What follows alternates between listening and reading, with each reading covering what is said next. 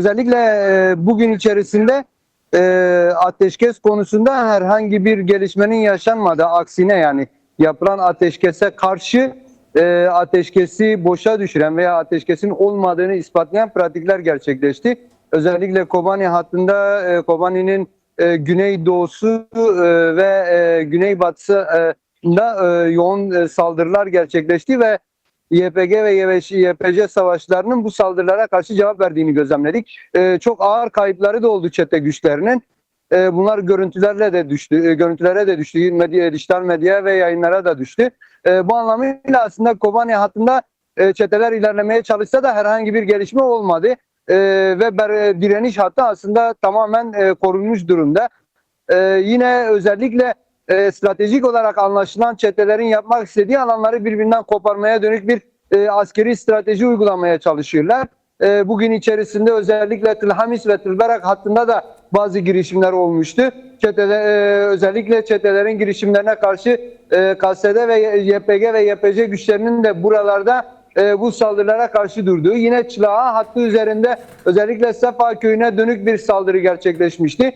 Bu saldırının da karşılanarak yoğun bir çatışma ortamının yaşandığı gözlemlendi ve aslında orada da savaşçıların saldırıları kırdığı gözlemlendi. Çetelerin çok büyük bir kayıp yaşadığı da gözlemlendi, görüntülere düştü. Bu anlamıyla aslında bir bütün olarak Rojava hattı, yani Suedike diye bilinen aslında doğal gaz ve petrolün çıktığı hat üzerinde de belli bir saldırı riskinin olduğu gündemdeydi. Yani öylesi haberler de geliyordu. Yani şunu söyleyebiliriz, özellikle Derik'ten Kobani'ye kadar olan Rojava hattının genelinde bir saldırı durumu söz konusuydu ve bu saldırılara karşı YPG ve YPC savaşçılarının büyük bir direnişi oldu. Bunun arka perdesi de var. Tabii sadece cephelerde yaşanan savaştan ziyade arka cephede, özellikle şehirlerde cepheyi besleyen halkın ayakta olduğu bir durum söz konusu. Yine özellikle Güney Kürdistan ve Kuzey Kürdistan'dan gelen kitlelerin şu anda cepheleri beslediği ve bu cephelere dönük yoğun bir destek sunduğu durumu gözlemleniyor. Gelen grupların şu anda cephe hatlarında katılım gerçekleştirdikleri ve savaşa dahil oldukları gözlemleniyor. Yine cephe gerisinde hem köylerini ve şehirlerini savunan halk nöbet eylemlerini devam ettiriyorlar seferberlik çerçevesinde, hem de özellikle cepheye destek amacıyla yemek yapma, lojistik sağlama ve benzeri eylemsellikler de halk içerisinde devam ediyor. Gözlemlediğimiz yani büyük bir seferberlik havası halen devam ediyor ve bu seferberlik havası katlanarak devam ediyor. Sahada yaşanan gelişmeler bu.